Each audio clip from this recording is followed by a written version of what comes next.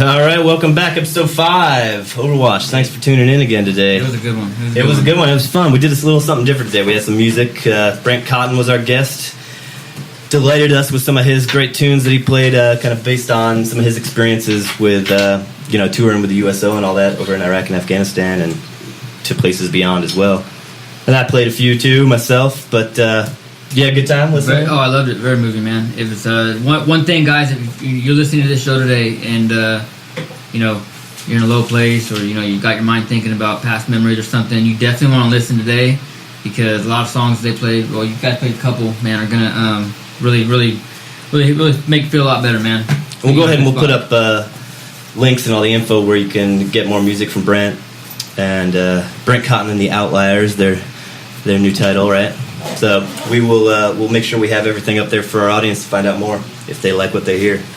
Before we get started, though, and let them listen, let's handle the advertising stuff. As always, we've got our same loyal sponsors for this episode.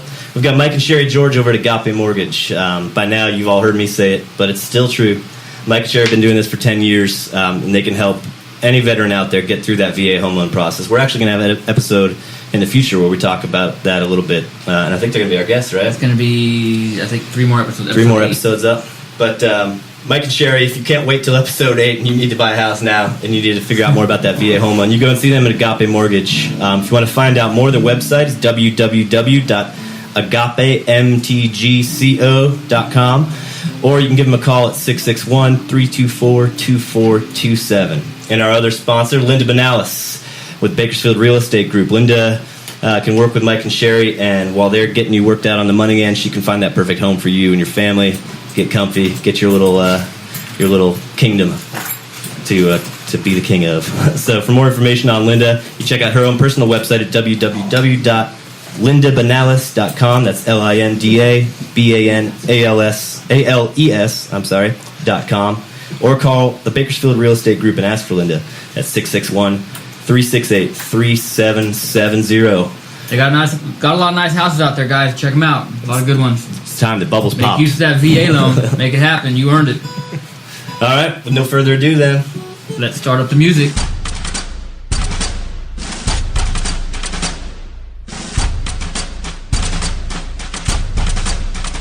When a new enemy attacked America on the morning of September 11th, 2001, they had unknowingly awoken a sleeping giant.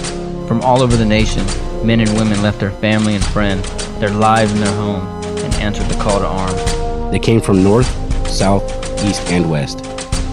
They became soldiers, Marines, sailors, airmen, and Coast Guardsmen. As of today, hundreds of thousands of Americans have served for what is now their nation's longest war. More and more of them are returning home, fighting new and personal wars on many different fronts. But they are not alone, and they are not forgotten. Their battles are our battles. And while they fight these battles, we are their Overwatch.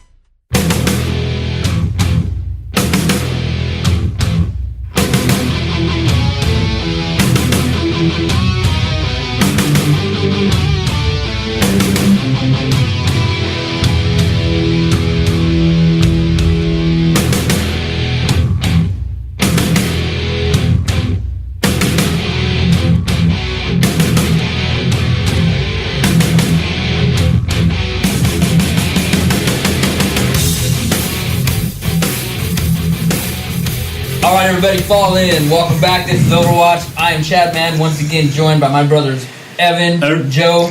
We got Wesley in the house today. We got a good show for you today. We got a really important guest. One of our brothers, Brant Cotton, is here. He is a local musician, songwriter. He has been very supportive of veterans out here in Kern County and Bakersfield area. He's kind of a big deal. Kind of a big deal out here. He's a founding member of a popular Southern California country band, Brant Cotton. Yeah, I said it. Southern California country band. It's a good one. You guys check them out, all right? So, good show today coming up. We're going to play some music for you. Evan and him are going to collaborate, do some songs for us. We probably should have talked about that before. Yeah, no kidding. Nah, it's all good. Jamming number one. Podcast, man. So, before we do, man, we're going to go ahead and take care of our... Actually, we're not going to do that. No, well, we're just going to talk about our guest spotlight today. It's going to be brought to us by Terry Bender with Golden Empire Remax, a friend of the show, friend of Brant's, friend of mine, friend of Wesley's, friend of Joe's, friend of Well, she's just a friend. We love Terry. I'm not so sure she's friendly with Wesley. Yeah, maybe not with Wesley. But Terry can lock you into a great home over there with Remax. If you want to find out more, you give her a call at 661-330-6778. And Terry's sponsoring our guest for the day, Mr. Brant Cotton. Welcome to the show, man. How you doing? Thanks, sir. Good to be here. Yeah, dude, we're on episode 5. This is Episode 5. Like, we're doing it. Number 5 is alive. We're trying. 25 is alive. We're coming along, man. I feel it. The more and more I listen to the episodes and everything, we're getting better. You studying them? No, yeah. I mean, it's all I do. I literally, my life revolves around this right now. It's, Okay, I could do all I this. think about. But, you Forget know, the wife, we, forget the kids. It's the podcast. So don't mess it up, man. Don't mess it up. So we were just talking about before the show got started that our episode 10 is going to be filmed live on The extravaganza. It's an Oh, yeah. extravaganza. It's a. We'll come up with a better name with that, but for right now we're just riding with extravaganza. Podcast. The vet extravaganza. Extravaganza, but it's going to be awesome. man. Castapalooza. We're going to be recording live here at a local brewery, at Lengthwise Brewery, inviting a lot of friends. So if you're local, by now you should be seeing by the time this episode is available on iTunes and download, you should be able to see all the flyers and everything we got, kind of putting that out. So come out there and join us on July 2nd here in Bakersfield at Lengthwise Brewery. Okay, it's going to be awesome. Question: is there more than one Lengthwise here There's in 3 Bakersfield? lengthwise Yeah. locations, yeah. So which? But only one brewery. The original is the brewery that's on Shira Court, which is off of like White Lane, kind of. That's the big one, or are they all Southwest big? location. That's the I don't know if you talk square footage. It's probably about the same size as their pub, but that's where they actually brew the beer. Oh. And They the have pub the- location, which was their second, is on Callaway, I believe, kind of close to Rosedale Highway. It's very popular here now, Lengthwise. And, Yeah, and they're those blowing guys up. are also great supporters Oh, of huge us. I supporters, mean, those let's guys, you know, Yeah, I love those the guys. owner Jeff was owner, right? Yeah. The owner Jeff was. Jeff is the co-owner. He was totally open to letting us do this and have the live That's recording great. session. So it's going to be a lot of fun. Can't wait. You can check out all the details on our Facebook page or on our website, overwatchpod.com, and check out the Facebook page for Lengthwise Brewery or lengthwise.com. And they got the Zeus. Oh, a lovely zoo. That's like Wesley's favorite thing. The nectar of the gods. All right, 2% alcohol. Brant, welcome, man. How's it going? Thanks, sir. It's going good. It's good to be here. Going good, man. Been busy? Yeah, playing some shows and writing, and trying to get back in the studio in July. Yeah. You got some shows coming up at the end of the month. We're going to plug at the end. I looked them up last night. Yeah, actually, I'm back here in 2 weeks over at the Historic Trouts. Yeah. Proud. It's a good spot, actually. Yeah, it is a legendary place, so it's one of those that even people I run into in Arizona or whatnot, they go, "Oh yeah, I've heard of it." So it's sort But yeah, of you're sharing the history of the stage, kind of, so to speak, with the acts that have played there before and got their start here in Bakersfield that have gone through there, right? I mean, Yeah, what's funny is I think between that and Crystal Palace, Right. I think people presume that there's that there's country music in every corner of Bakersfield, and there's not. just There's pouring more. out of the doors.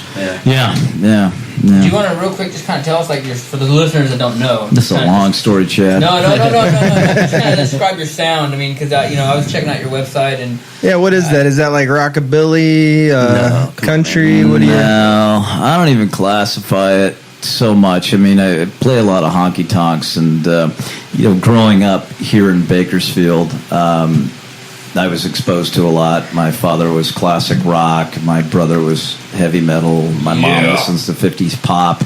Then there was stuff generally on the radio. But the odd thing was I didn't grow up listening to a lot of country, but it was still around. And obviously we have the icon being Merle Haggard growing up here. But, my grandfather knew him. My grandmother knew him.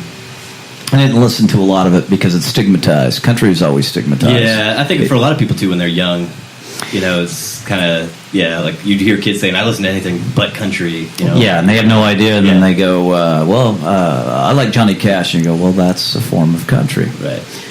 So like in pop and rock, there's bands you like, there's bands that you don't like. Exactly. But with country, then they stigmatize the whole thing as just being bad. And they say Johnny Cash, oh, no, he's different. He's different. He goes, no, he's still considered in that, in that species, Got that in that method of genre. storytelling. Yeah, so moving to LA, I had a business degree. I went to Cal State Bakersfield. Then spent my time running through the ringer trying to break into the acting world. And I was always writing and doing things, and somebody convinced me to start playing.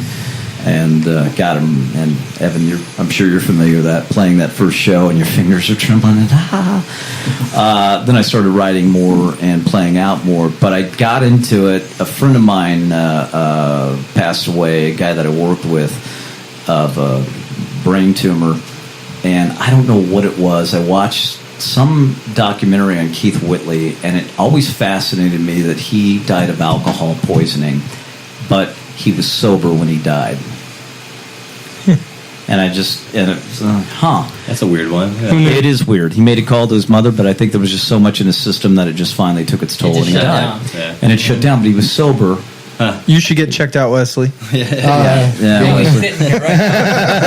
Well, like, Sounds so familiar. I'm just saying. We need to go to a doctor right now. You know what? We're bringing a first aid pouch, an official policy first aid pouch. Too. So it always been, obviously most of us are music fans, but I was always a songwriter's fan. I don't care what genre it is. What's good, it's good. I don't care if it's metal, if it's rap, if it's country. But I found a lot of the songwriters that I started getting into, came out of the country genre. So, Keith Whitley, then, became Waylon. Then I started doing that whole thing of going, who were their heroes? Who did they like? Right, yeah. And so I started tracing it back all the way to Jimmy Rogers and the Carter family, then going up through Hank Williams. And a lot of it's not relatable in the sense that it doesn't make sense, where things sound very twangy, and that's where people get the stigma. It's like, well, I'm going down to see my... And you go, God, I don't relate to that. Yeah. And I remember my father and I used to bond over shooting pool, and this is one of the moments my father had together. It was our bonding moment because he was... not a quiet guy, but he didn't reveal his emotions a lot. But our bonding moment was listening to Hank Williams Jr. and shooting pool. And then he started talking about how he was never a country fan, but he listened to Willie Nelson's Red-Headed Stranger album. Mm-hmm. And that album influenced a lot of rock folk that we're not aware of. And since then I've obviously listen to tons of music, and you read the liner notes and you see their influences, and they'll mention, Willie Nelson or Lefty or Merle Haggard. And I say this a lot, and Evan's heard me say it countless times. But what I'm proud about Bakersfield is, more than Buck Owens, is Merle Haggard. And there was an interview with Bob Dylan years ago, and they asked Bob Dylan, how does it feel to be considered the best songwriter who's ever lived? And he goes, I don't know, ask Merle Haggard that. So that's awesome. And I moved from Los Angeles from here when I was 10, and I went to school, my first day of school, and I'm hanging out with this kid. I won't give his name away, but I'll tell you after the show. And they were like, well, his grandpa's Merle Haggard. And I was like, who the hell is Merle Haggard? I didn't know who this guy was. Never heard of him.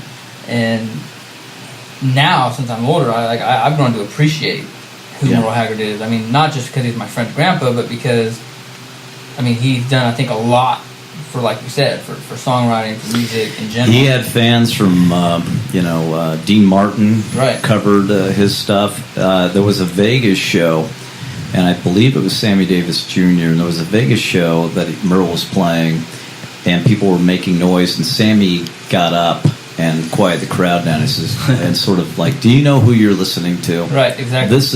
And I think the whole thing with songwriting, and Dylan is Dylan, and we all recognize the genius, but Dylan wrote, he read so many books, and Dylan had an ego, as most performers do, and Dylan wanted to be considered as a songwriter the same as Picasso when it comes to painting.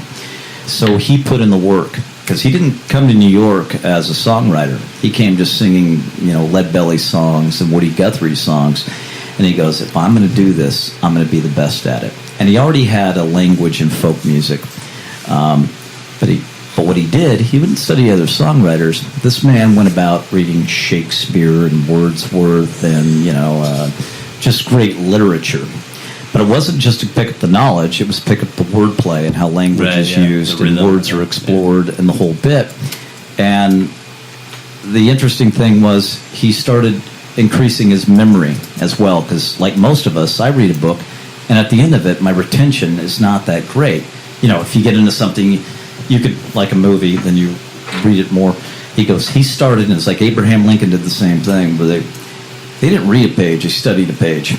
Because Dylan would recognize that by the end of a page, he'd acknowledge that he didn't retain most of it, like 20% of it. Right. So he goes, I'm not picking up what I need to. So he started reading slowly. Eventually, his reading speed picked up, and then he was able. So you read Chronicles by Bob Dylan, and his note for detail for something 30 years ago, where he can describe the color of a rain bouncing off a car hood of a pink Cadillac with a rusted fender that has an antenna pointed. And you go, God, his retention is insane. So when he went to write songs, and I may be boring you with this, but I'll go on. We have edit. You have edit. All right. You got it. So this is You got our attention. yeah. So a lot of his songs, whether it's Visions of Johanna, they were wordplay. So when he had those famous interviews back in the 60s, and the Time guy was going, what does the song mean? What does the song mean? He says, I don't know what it means. What does it mean to you? Right. And I thought the whole time Dylan knew what the song meant. In my opinion, he didn't know what it meant. It was wordplay. It was just colorful wordplay. Well, especially when he went, that same period when he was going with a lot of that, just like free association songs, where Exactly. where literally, if you listen to it, it's just like. Right. But I think in the Walking Tall or Walk Hard movie, they make just like drops of yellow on the pavement floor with the dead dog's eyeballs and the squeaking and the and you're thinking this guy knows high. right. And he wasn't. He wasn't, but he was such in a zone. And you see guys like Dylan, and they're writing all the time. You look at that documentary, Don't Look Back, and he's just in the zone, and he's writing, and they go to a different zone, a mind place. Springsteen did the same thing. That's why when people go, God, can you cuss on this podcast? Yeah, we're open, man. Free fire. He goes, that guy's an asshole. He's distant. And he goes, no, he's just in a different zone. They spend there so much time. It's like the brain's thinking, so they're talking to you, but they're talking through you because they're in the zone. And even Dylan, when he got older, they said, hey, why don't we do an album like you did when you did your first or second one? He goes, I don't have the energy to get back to that place. And Springsteen did the same thing. He'd go to he wasn't an educated man, but he'd go to the library every day, check out, find a theme, do the whole deal, go back to his thing, and he's just locked in the zone. So they're writing 100 songs. Meanwhile, they're musical and practice guitar, so they become unrelatable personalities. But to segue back to Merle Haggard, to get back to that point in this place, Merle Haggard actually, I think, wrote in a cognizant fashion where the songs were relatable. Exactly, so he wrote poetry, but they were real life circumstances Right. Sing Me Back Home and, Mama Tried. And he wrote these songs that people still sing in honky tonks today. And like you get into it and you go, this sounds hokey. And the more you get into it, you go, nah, man, that's just a well-written tune. Right, you can look past if the song is written right, you can look past the genre or whatever instruments are being used, and But you we're can just get the story out of it. And it's still stigmatized, Did Bob Dylan ever play, like, for Vietnam, like, in Vietnam? Did Bob Dylan ever do, like... Oh, did he go over there? Because I don't know. That, right? I didn't go to Vietnam, no. No. Come on, man. No, is this a segue? I've been to, I've been to Iraq. Baby crawling under the wire as a sapper. Yeah. I went to Iraq, Afghanistan, Bosnia and Kosovo twice, Germany, and Japan. Nice. Yeah, and those were some very eye-opening experiences, yeah. What, the reason I asked, because I want to say Bob did go. I'm not sure. He very well may have. You know who did go was Rick Springfield a lot, surprisingly enough. I don't know if Bob Dylan. What part of because I was all Afghanistan.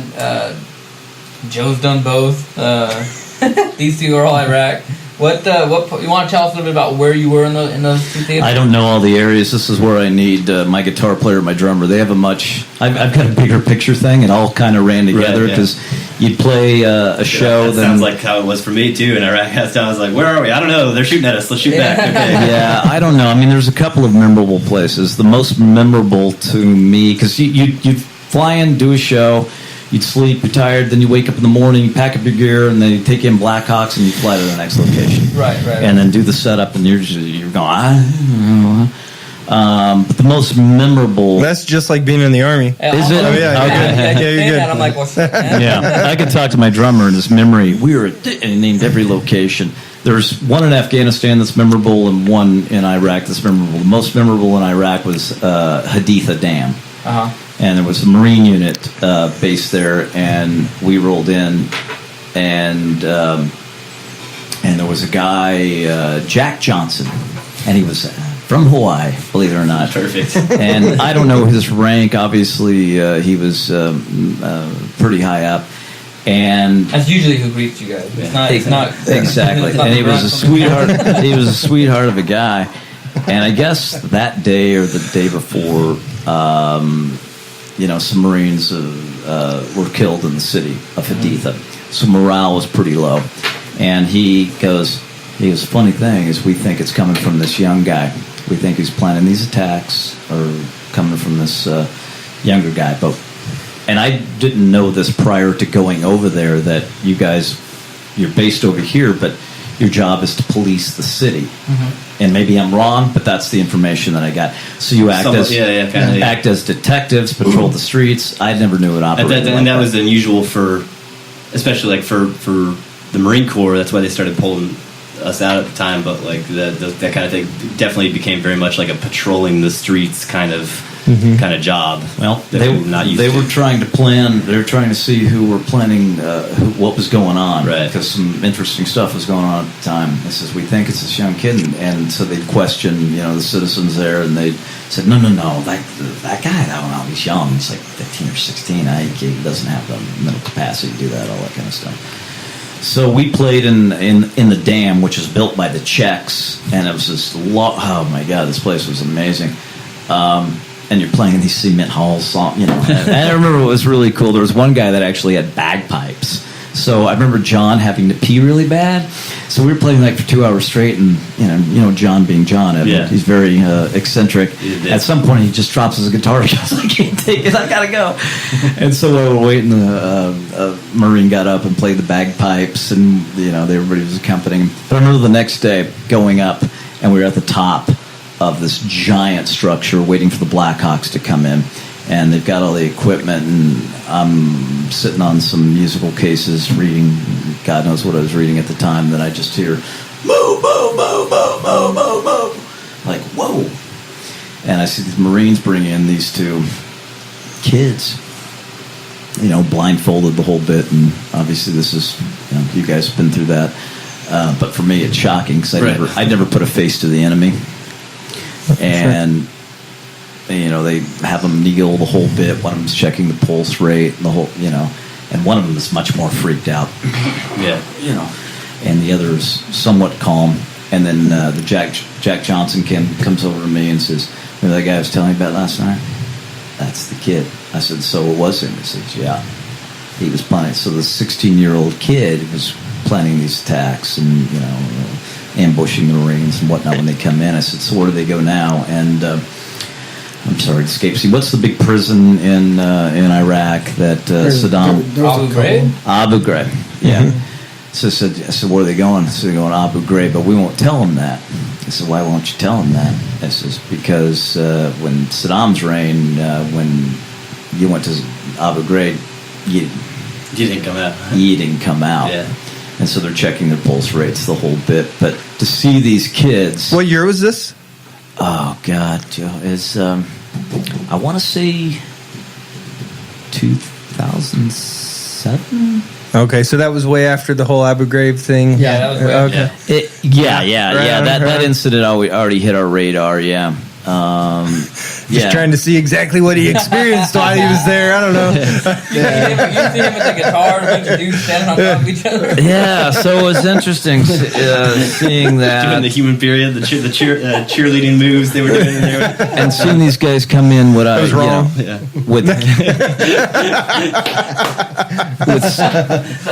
criminal. And they're dressed in soccer, FIFA or and they got like Kennington shirts from the early '80s, Super Bowl champions, and the whole that lost bit. the Super Bowl. And so they had to take them away. They had to take them away in a black. But that was the first time I went, whoa, that's kind of what they're dealing with. That was.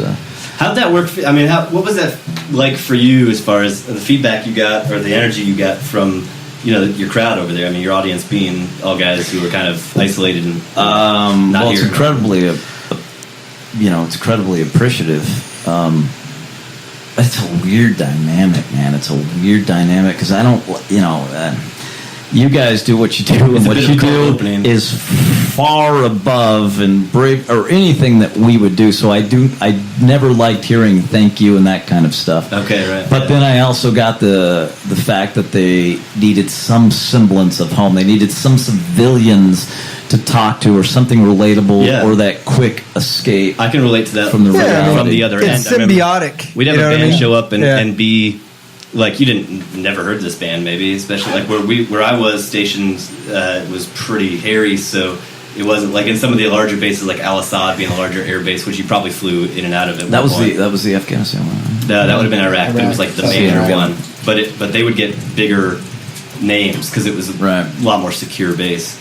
But I remember we got a band that no one had ever heard of, but their energy was great, and what they put out was they gave us their all, and we are thanking them and really mean it sincerely because like recognizing that they did not have to do that, just like for yourself, you did not have to go there and do that, and the guys in your band, but it really is worth something for us. I mean, it does mean something to get, like you said, that semblance of it's just but I can imagine that would feel it's bizarre for me because you're going did you have to like warm up I mean, did it start cold for you guys, or was the energy there the whole way with the audience? It was pretty much there the whole way, but you play in a lot of areas, and Evan, you play, but different venues you play for, different sounds you can't hear, and it's just really about creating some sort of an energy, and then how did you keep the energy up? Did they introduce you to the Rippets? Did you guys have Rippets over there? What is that? The little cans of energy drinks? That's an army thing, I think. They have like this like they have like the dollar store now. Things like that here. They have like their own the D-backs that would have them right there available. Their own like Red Bull brand, basically, right? I mean, it's like a Red Bull or a Monster, just not as good. They got like a horse bucking or something, or am I thinking? I don't know. I'm so addicted. That's 5 Horses. That's the non-alcoholic beer. The 5 Horses. Do you guys ever get that? No, we got a duel. And they would, you didn't. You were. It seemed like you guys always had. What was the name of the coffee houses you guys had? It was like the Green Bean. The Green Bean. Yeah, I was never on a fob like that where they had like the Burger King. I mean, I heard it was a Green Bean. I don't know. I mean, they had them at the fobs, and we would go in there about once a month. Kilo in, like just like dropping into the fobs. We get to enjoy those about once a month at the fobs, so it was pretty good. I shot a lot of espresso shots, and then if it was a larger base, you go to the PX and see what was in there. Did you ever, when you're doing any of the USO stuff, did they ever do like, did you get to go out on any of the crew serve weapons or anything? Did they let you pop off any rounds or anything like that? Yeah, they did. You don't have to name any names. I got to tell you that, and I don't know the base, but this was the Afghanistan story. The tour. Jeez, hit myself in the head with the mic. That's still on? Hell. There was a special forces base we went to. Special guys, yeah. They ride their quad? They had their own shooting range, their own quad. Yeah. What do they operate in teams of 8 or 12? Were you in J-Bad? Oh no, he's the one that asked that. Salerno? Man, Jalalabad? No, we were definitely in Jalalabad. Okay. I don't think Salerno did. It was never there. No, Salerno. No, I don't know. I just remember these guys. I remember rolling in. It was only the tour man. We were supposed to be in the forward operating base there, but this guy had a connection. He goes, because our show got canceled. Afghanistan was weird. There were lots of things going on, so we couldn't play a lot of shows. So he goes, let's go see if we can stay on the special forces base. And so we did, because this guy had a connection in, and then that was really eye-opening, man. They're just all like, hey, I'm Rick, I'm Steve, what's up? Well, kind of, Joe. I rolled in, and it was like, did you guys ever watch, and this is before my time, too, but you remember the James West, the Wild Wild West? Oh, the show? Yeah. Yeah. I saw the reruns. Will Smith? What's that? Well, yeah, that was that was the remake of it. But I remember rolling in, and these guys rolled in a Humvee, and they had an outfit on. They had I don't know what you call it, the wear that Arabs wear. So I watched this guy take off a fake beard and a man dress, and the whole, and that I was like, what the fuck motherfucker, what's going on here? And then I saw the Humvee, and they had the passenger seat rigged out. So they took these vehicles and customized them. Mm-hmm. So you had the passenger seat that would flip out and go around the hood. Right. Yeah. And there was one day they took us out. Did you have a coffee pot in there? Jeez, look, it's I'm just saying. out now. Look at I just thought it doesn't have a good coffee pot in there. I didn't drive one. But there was one guy that was. What's Evan? You'll know. What's the famous guitar player? Zach Wild. Zach Wild. Zach Wild. No, this guy loves Zach the black and Wild. white circles on the guitar. Black Label Society. Well, played for Ozzy. Probably, yeah. He still is Ozzy's guitar. This guy, and he had his own room, and it's funny, the laissez-faire attitude. I mean, obviously they're well trained, so they do whatever they want, but there's just guns and shit, willy-nilly around. And this guy's safety. And he's here's my safety, sir. Yeah. But there was a lot of secretive talks, kind of thing. We were in this guy's room, and he's trying to go online, trying to find. He's all about Zach. And he wants to hang out, and the guy comes, knocks on his door, and says, "Hey, whatever." I forget the guy's name. Bob. So he whispers in his ear, And he goes, "Okay, guys, look, I got to go make some donuts." He clicks up. "Hey, don't touch the guns. There's like 2 guns lying on the bed. I'll see you in a bit." And this guy had such a memory on him, and he wanted to play with us. And so we just did a show, and we kept playing. And I go, "Well, here, look on the list. Anything you want to sit on? Go play." Right. So we played for like 2 hours straight without stopping, right? And I was dead tired. And I go, I'm going to stop. And I hear this guy from a distance. He goes, he developed some sort of photographic memory. He goes, no, you still got this. Like he memorized the set list. Everything we do. And you're going, holy shit. But those guys were given anything they want. They had the custom gym. And then there was some woman interrogator they brought in that wanted to learn how to play Me and Bobby McGee. Interrogator. Yeah, whatever. She was the only female. And I guess they all had bounties on their heads. Was it Sarah? That's how camps. That's how those camps used to work, man. You met Sarah? You travel with your. It was in 07? Blonde-haired gal. For Afghanistan. No, but you were there in 07 in Afghanistan. It could be 06, Joe. Okay. Because I'm trying to think when my daughter was born, and my daughter. So I was in Iraq in 06, and Afghanistan in 07, and then Afghanistan Katie again in 08. Right? What month is she? Katie was born in 07, so maybe it was 07. All right, on. Yeah, I don't remember the bass. We'll talk afterwards. I just remember it being like eye-opening because it's like, they do the stuff that other people get credit for. I had an iPod. Unless they're Navy SEALs, then they get all the credit. I had an iPod with like 500 songs. Well, I was always fascinated with the Special Forces training. Now, when you say Special Forces, what do you mean? Like Special Operations in general? Maybe it's Special Operations. Again, Okay. I'm not up to date on the vernacular. I just know these guys were doing covert things. Sure. And then, so I remember traveling on Black Bag Ops, Joe. Black bag. I don't know. Black bag. There was a thing they had their own personal gym, and then there was the picture with the beard and the guy looking cool, and it says I forget what it says. Do something, and the last thing says, but be cool, but look cool doing. Okay. All right. So you got your guitar there. You're gonna play with it. And for those of you that are listening, you may or may not know, but our own Evan Morgan is quite the musician as well. Yes, and in the studio, he brought his guitar. And Evan, you have your own CD out as well, right? That just came out last year. Yes, it did. Yeah, what year is it? Yeah, I did. I guess. End of last year. And what's the name of that CD? It's called Loved Ones. Loved Ones, because we're gonna be putting that up on our. We're plugging it. Okay, yeah, it's available on iTunes. Don't you can't get hard copies are harder to come by. I got to send them. There's like a third party company, CD Baby, where you can go to and order, but I have to make sure CD Baby has my CDs because I'm not. At any rate, it's on iTunes. It's on iTunes. It's on iTunes. That's easy. iTunes, click, pop, got it. Yeah. So Amazon Prime. Do you have a YouTube channel as well? I don't. I need to really be up.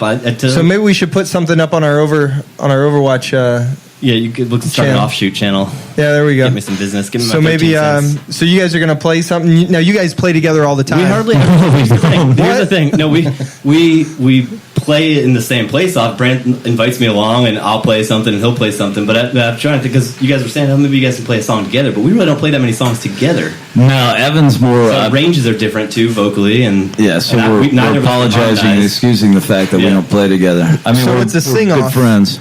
Yeah, well, if you want to call it anything, then it's just, that's what it is. And Brant actually produced the album. Yo. He kind of really got me into. I was writing and everything, but he kind of opened the door for me as far as playing and actually kind of trying to do something tangible with it. I Right on. So how you guys want to do this? Because there's no structure. We can just kind of. You want to? No, let Brent play a song. But why don't you play? You were talking about. It's so weird doing something like this is like much more nerve wracking than like doing a show. Really? Well, It really is. Play something you play for the guys over there when you went on your USO tour. Remember? Okay, so was it this Superman? No, let's not do that one unless somebody pull up the lyrics and I know Okay. my own song. Then yeah, no, I hear you on that Yeah, one. man. Just Play whatever you want. Was Superman with the one that was on every military video between 02 No, and... not Three Doors Down or whatever. I wrote Music guy. I wrote a song about the Jack Johnson, and the Superman guy was the Pat Tillman character and the whole bit, but that's not this one. All right. Nothing with Nickelback. Play. We'll listen. I don't know how to place the mic, so it's. Yeah, we've actually never done this before. This is the first time. You guys don't have any headphones, so you don't know what's coming. Yeah, you'll be all right. This song's called "See You on the Other Side." So it was basically the song's about brotherhood, but in my head, I don't want to pontificate too much. But it was about two friends kind of going off and joining together, and they're of sound mind then. But the whole notion is, what are we going to be like when we get back? Are we going to make it through? Are we going to be mentally stable? Are you going to be able to keep your shit together? Or am I? And then it's like, well, we'll see. So I'll see you on the other side of this hole.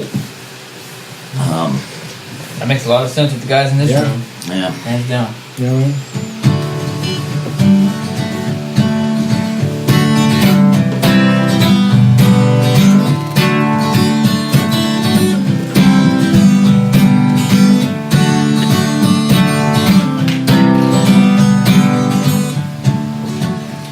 I'll see you on the other side.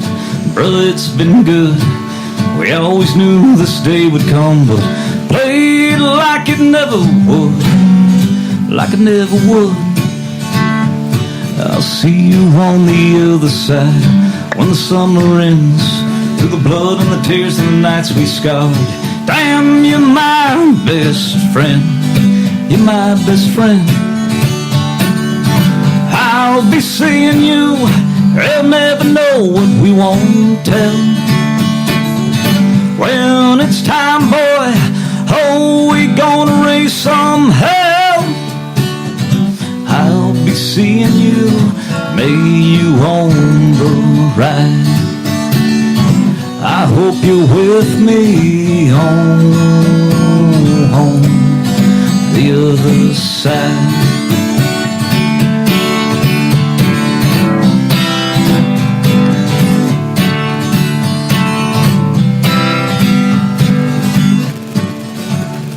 I'll see you when the embers glow and the heat remains. I pray the light never leaves your eyes and your song remains the same when we meet again. I'll see you when this movie ends and the credits roll with the strain and the noise and the fear and the fog. Damn, we did it all. We did it all. I'll be seeing you. They'll never know what we won't tell. When it's time, boy, oh, we gonna raise some hell. I'll be seeing you. May you on that ride. I hope you're with me on the other side.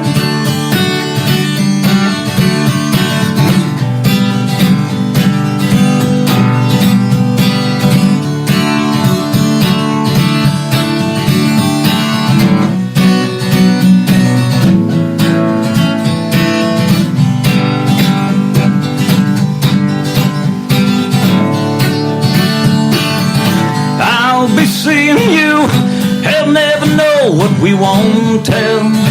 I love you when it's time, boy. Oh, we gonna raise some hell.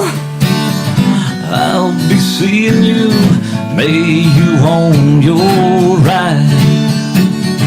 I hope you're with me home the other side. I hope you're with me home the other side.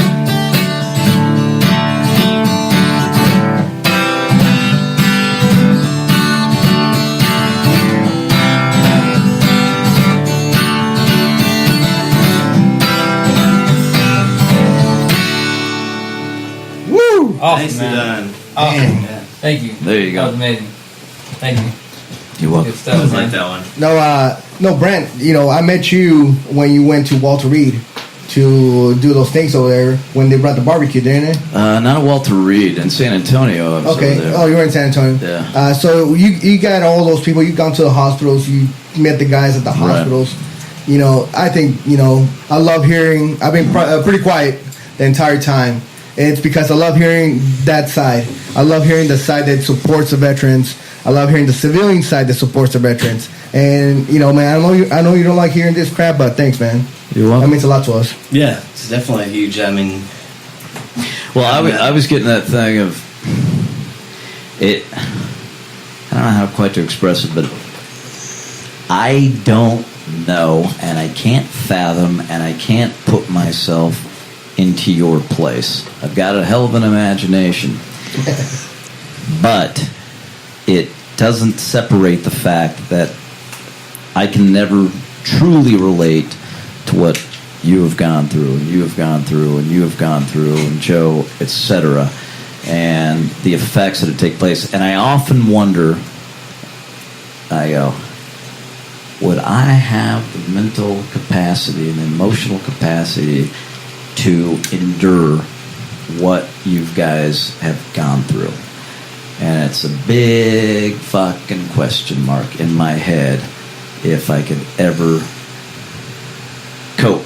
So today, when we were at that meeting with 22, and I'm going, would I be one of those guys, And I'm feeling with my imagination in my head, I could go to some pretty fucking dark places. And how would I fucking get out of it? So, Well, I feel the same way every time I have to go down to L.A. Well, thanks for uplifting the moment and killing my sentimental moment, Joe. But in any event, some people just can't handle deep thought like that, and they Moving have to on. break- moving on. But in any event, you get the gist of what I'm saying. Yeah, So, completely. We live it every day. yeah. But you're doing something about it. Yeah, exactly. You're doing something, and you're getting out there, and You're taking what you have, the skill Yeah. set that you have, and putting your own time, your own effort, everything, into all this stuff to help us and make us, at least for those 3 minutes of that song, escape from what's in our head. So thanks. Yeah, you played Yellow at Stoll this year, right? Before I gave, before I gave my speech. Before you. I don't That's remember- when I first met you. Was backstage. Yeah, That was a backstage. stressful day. Yeah, and Jesus Christ! If I ever needed 5 shots after that event, it was. it was man. I've been home 2 months, and I haven't I heard that didn't song realize. in a long time. And I'm watching them, their pictures that they had of Afghanistan, and it was powerful, man. One song can do so much for a person. You know what I mean? And just listen to you play that, and right now, it's amazing, man. So thank you again. Tap on what Wesley just said. Double tap that. Thank you. And that legless guy right there, he can write some songs too. Yeah, The other legless guy, Yeah, he not can. me. I suck. Yeah. That guy right there. Evan is one of this, the. that, and the other thing. I'll kiss Evan's ass, but I meet a lot of singer-songwriters and stuff, down in LA, and then it's like even their friends, and you kind of go, yeah, that's all right, that's all right. But I met Evan, and I don't know what you sent me the first time. Oh, it was the bottles, pills. I think that was probably the first thing. Because Casey had been talking about Casey, and you were like, oh, I could write something out of that line. yeah, and then Evan stole it right. I was like, oh, I'll give it a crack. Yeah, Casey was at a. I don't want to. I'm not want to throw Casey under the bus, but I just barely met Casey. And I'm not throwing him under the bus, but Throw him right under there. he would text me. He won't hear this anyway. All right, then we're cool. Greased up that. No. This is how I first met Evan. I got to know Casey because Casey barely knew any of the people with the Wounded Heroes Fund at all. And I don't even know how he got to the event, or Erica, but we were all at Cafe Med after might have been the first event. I don't know, maybe first or second event. And then Casey was giving his story, and how he couldn't get any help and how he was despondent he wasn't. He had the whole table just, geared into what he was talking about. And so we kept in touch, and obviously, it's Casey, so you just text. Yeah. And so we text him, and I said, "How you holding up, man?" And he said, "Oh, I'm getting by with bottles and pills or something like that." So I go, "Oh." Yeah. I said, "Damn, that sounds like a song that could be written." And next thing you know, we're at a backyard, and so he's going back and forth because Casey wanted to write a song. And next thing you know, I meet Evan at that backyard barbecue event. Benefit thing. And then Evan's just all smiling. He goes, "Hey, man, I hope you don't mind, but I took your song and I wrote something. Want to hear it? Here you go." And then he sent me the lyrics. I was like, damn, this guy can write. That was one of those magic ones, though, that happens like with very little editing required. It just happened. Do you kind of thing. You remember it?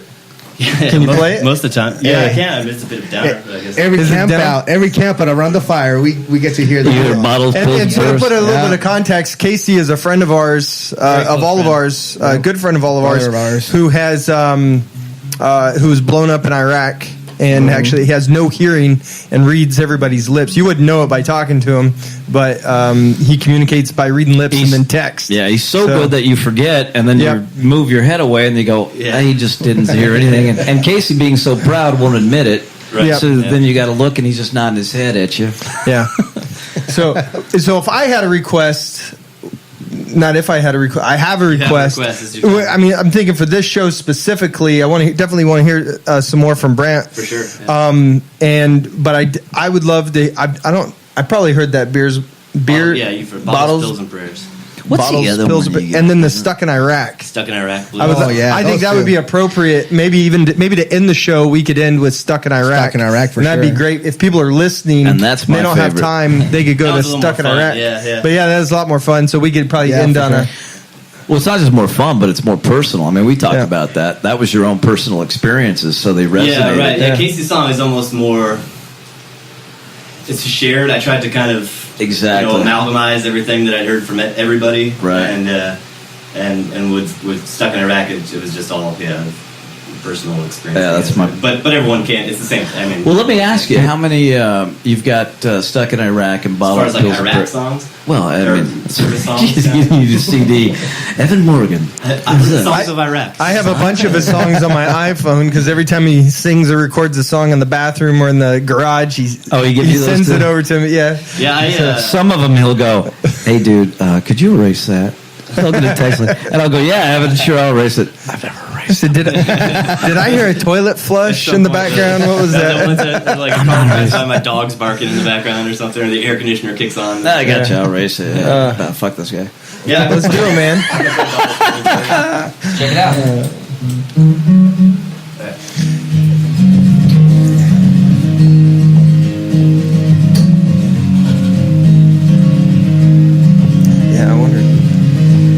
Yesterday I was in a combat zone.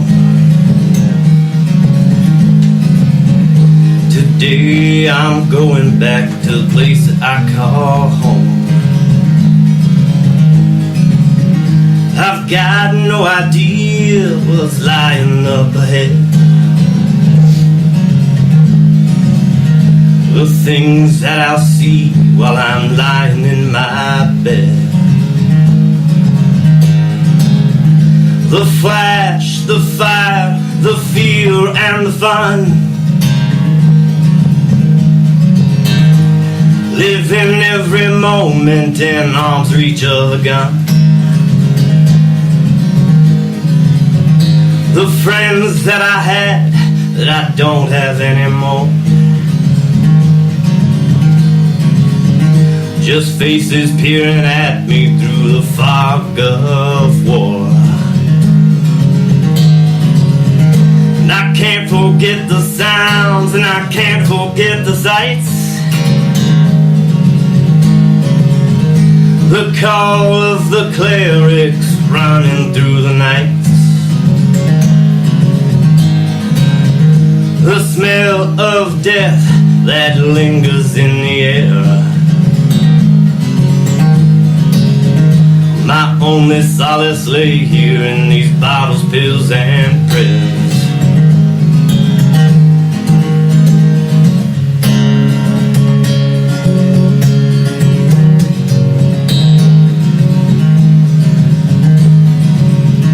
When I was over there was no question what to do. You'd shoot a man dead if it was him or you. Now I'm back in the land that I was raised,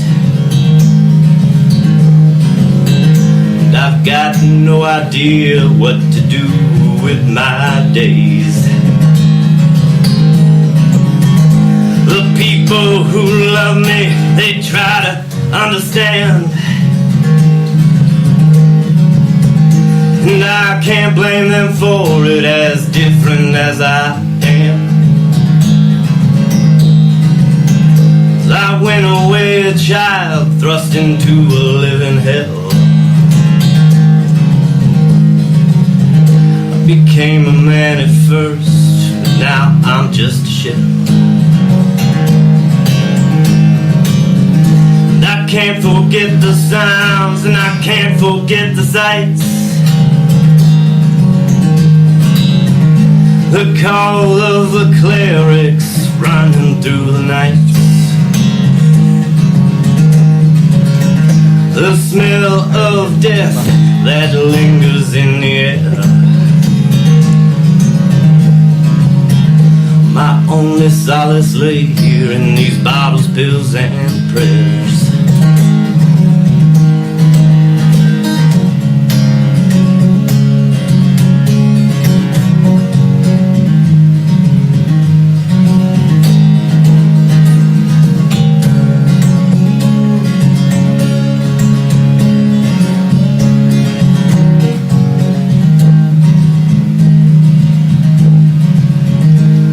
Country that we live in is obsessed with wealth and power. The internet, stock exchange, the updates every hour.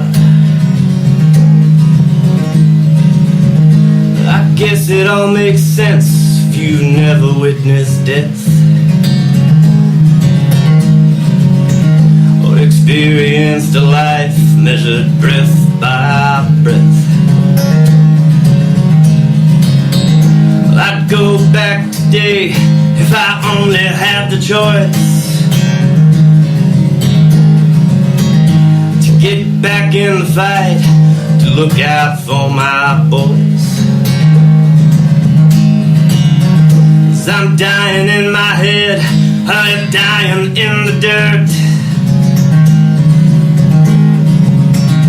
It feels a lot to me like dying this way's worse.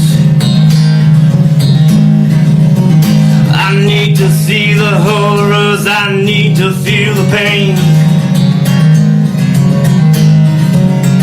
I need to feel adrenaline coursing through my veins. I need to leave what you call home and get back to the war. These bottles, pills, and prayers aren't working anymore. Bottles, pills, and prayers aren't working anymore. Fucking A, man. Fucking A. Holy fuck. A little darker. No, man. dude, That was never. That's a song I don't. man. I used to. I think too with the Wounded Heroes Fund thing, and like I said, like when I started writing, definitely was a Brant can attest this, like a therapy session for myself, my own private little therapy session to get out feelings sometimes, you know, and that's how really I started So a lot of them were based on military experience, and then I started writing more songs just based on as I gained experience with having kids or being married and those kind of things.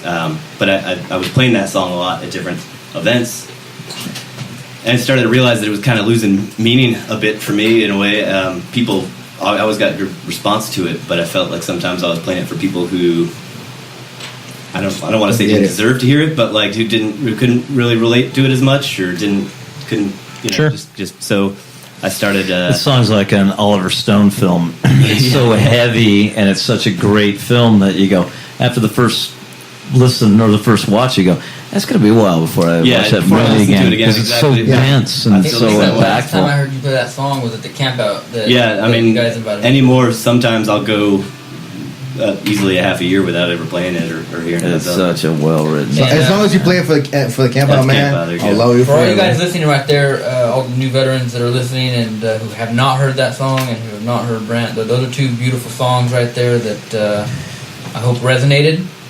I hope one of the missions that this show has to do is moments like that. So if you're listening right now and that show hit home, thank you, Evan. Thank you, Brant. It's awesome. Yeah. We got about 10. How are we doing on time? We got about 10 minutes. Yeah, probably about 8 right now. We got about 8 minutes. Play left. some more. Yeah, that's a long one. That was sucked up a lot of the time. quick hour right there. Yeah, it was. quick, man. That's why we were talking earlier how some podcasts go for like 2-3 hours because you just lose track of time. I don't know that we necessarily always have to. I think Joe's the stickler here in the room. Yeah, He's the one who Joe. wants to. He wants it to be a little more easily digestible for folks. But we get those times where something. If you're riffing for long enough, it feels right. Just go on for 3 hours and edit it. It's usually my fault. That's right. It's all Joe's fault. Sir. Joe would just edit all of his quick They wit. don't call me Joe Blue Falcon Drullard for nothing.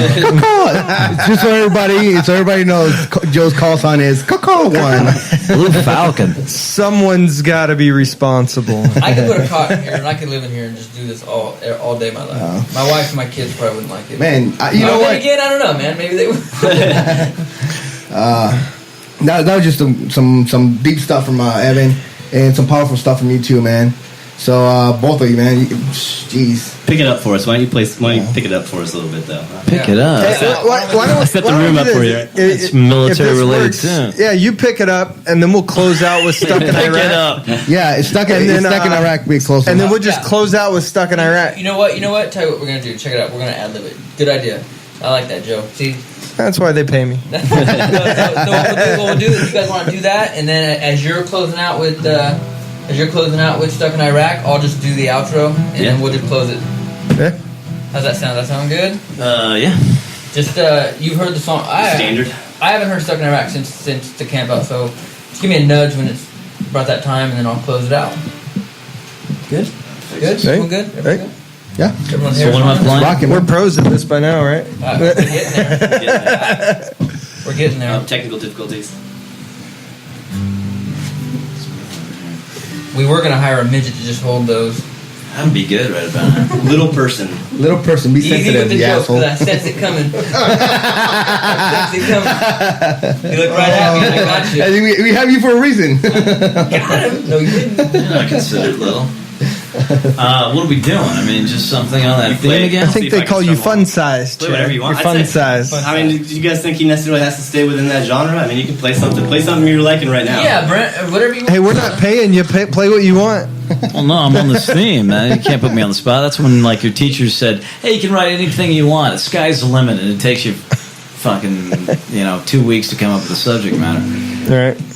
Yeah, I don't know. I do that every So time. something you always play for us, Johnny Cash or something. You always do good with That's those. easy. No, I'll play your own stuff, so we don't have to pay anybody. Oh, true. Good call. Good call. Well, I'll just do Man of the Morning March since I know that. Yeah. This is the song that kicked. This was my first military-related thing that got me doing the Soldier's Lullaby thing, and then I wrote 5 songs all related. But, Jesus.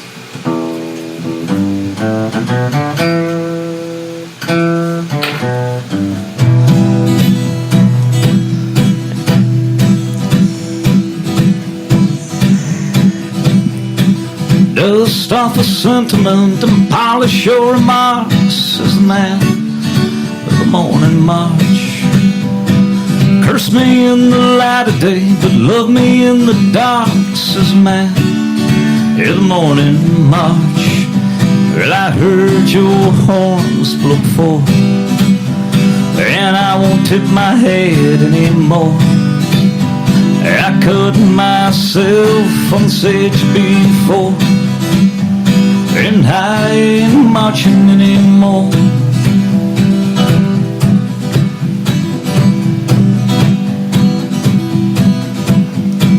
Treasure your best lines, I'm sure they'll take you far. Cross man, in the morning march. Cry how bad you got it, but be blessed that you got it, screams a man. In the morning march, I heard your horns blow before, and I won't tip my head anymore.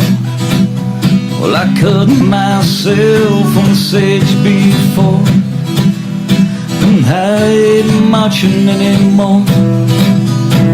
Oh my God, it's hard to wrestle with your soul these days. Oh my God, it's hard to fight with yours in the way of the morning march.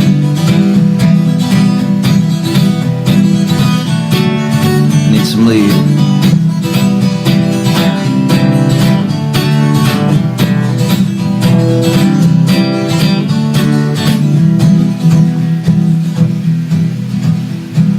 Dust off the sentiment, polish your remarks as the man in the morning march. Sleep warm and safely, but don't forget to hate me, cries the man in the morning march. Well, I heard your horns blow before, and I won't tip my head anymore. I cut myself on sage before, I ain't marching anymore. I ain't marching anymore. Hell, I ain't marching anymore.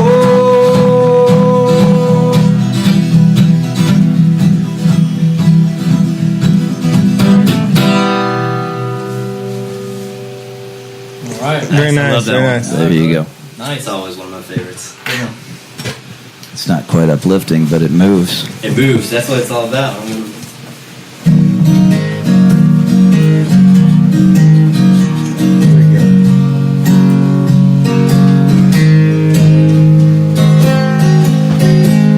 What key you playing that in? Half step, so should be good. Is your guitar tuned to whole step or half step? Yo, I'm good for you right now. You should be standard. No capo. I'm a half step. Let's try that. Yeah, so I'm capo of one, I'm half step now too. E minor. E minor. I'm lost. Well, I'm over here, this burning heat. Got a gun in my hand, got some boots on my feet. Got a squad of Marines watching my back. Well, I wanna get home, but I'm stuck in Iraq. Well, I don't mind about getting shot. All they got to drink is water, and the water is hot. I could go for a beer or a shot of Jack. Well, I wanna get drunk, but I'm stuck in Iraq.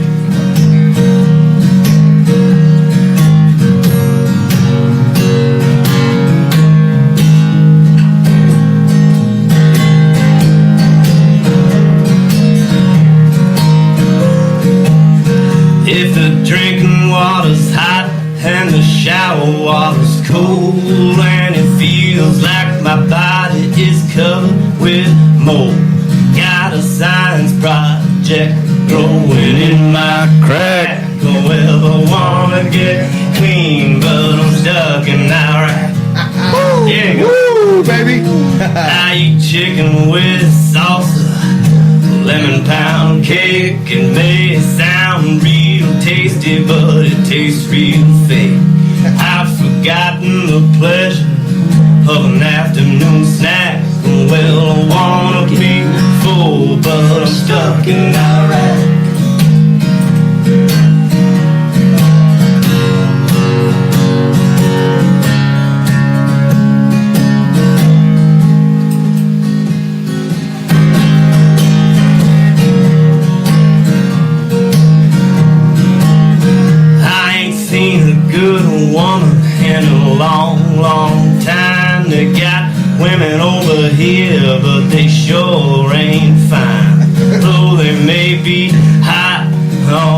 dressed in black.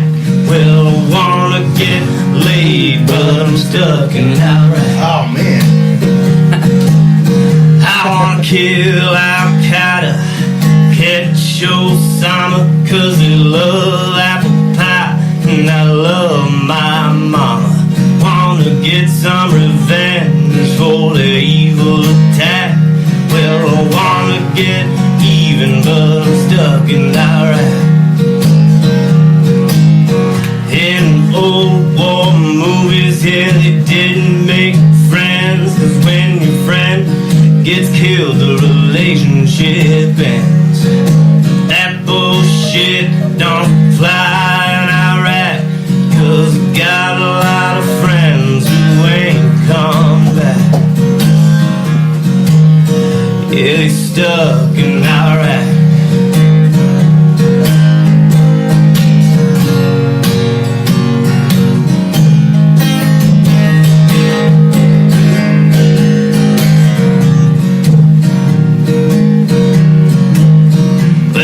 Over here in this burning heat, got a gun in my hand, got some boots on my feet, got a squad of Marines watching my back. Well, I wanna get home, but I'm stuck in Iraq. All right, everybody, and with that, we are closing out episode 5. I'm Chad Man. Very special thanks to Brant Cotton. Thank you, Chad. Thank you, Joe. Very good show today. For Joe, for Wesley, for Overwatch Podcast, this is Chad Man. We are out.